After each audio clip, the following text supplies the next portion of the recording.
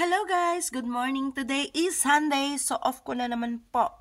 And of course, as you can see, kagigising lang natin at tingnan nyo naman to kung anong oras na. 11:54 na, kaya mag-fry na tayo ng duhur.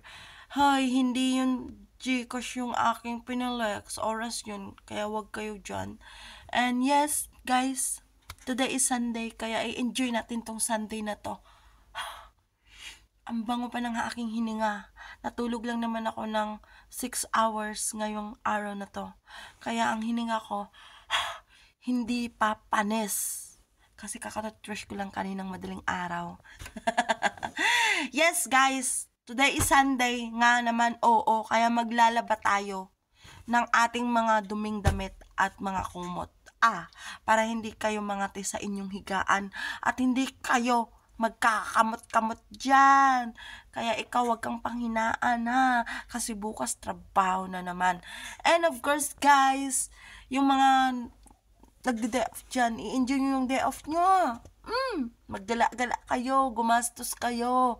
Huwag nyong titipid-tipidin yung sarili nyo guys. Kasi yung pagdi-day off is once in a week lang yan. Kaya kayong mag-day off dyan, enjoy lang, laban lang. Kaya nga tayo nagtatrabaho para mapasaya ang ating sarili at lalong-lalo na yung ating pamilya.